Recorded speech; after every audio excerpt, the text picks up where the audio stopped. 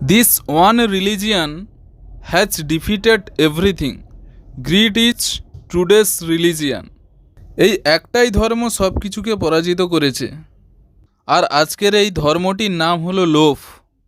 মানুষ আজ ভীষণ লোভী, তাই সে লোভের বশবর্তী হয়ে সব কিছু ধ্বংস করে দিচ্ছে। লোভ থেকে আসে ভোগ। মানুষ একমাত্র প্রাণী যে সমস্ত পৃথিবীকে ধ্বংসের দোরগোড়ায় নিয়ে এসেছে। সে ভোগের জন্য প্রকৃতি নষ্ট করছে, পশু পাখি নষ্ট করছে। লোভের বশবর্তী হয়ে সে ন্যায় অন্যায় ভুলে গেছে। সত্য শব্দটা আজকের দিনে যেন দুর্বলতার প্রতীক। মিথ্যা এমনভাবে সারা পৃথিবীকে ছেয়ে গেছে যেখানে সত্য খুঁজে পাওয়া মুশকিল। লোভের বশবর্তী হয়ে আজ রাজনীতি কলঙ্কিত। মহৎ উদ্দেশ্য নিয়ে ভগৎ সিং, ক্ষুদিরাম, বিনয় বাদল, দীনেশ মাস্টারদা, সূর্য সেন, নেতাজি দেশের জন্য প্রাণ দিয়েছিলেন এবং দেশকে স্বাধীনতা দিয়েছিলেন।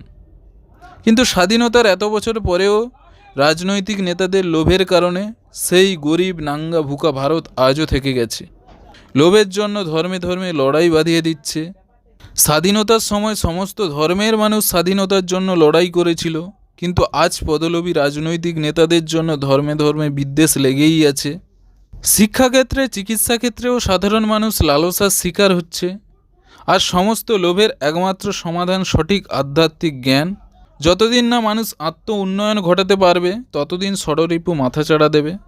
প্রাচীন ভারত ভেজ খাবার খেত, কিন্তু আজ ভোগের লোভে পশু পাখি ধ্বংস করে দিচ্ছে, প্রকৃতি ধ্বংস করছে।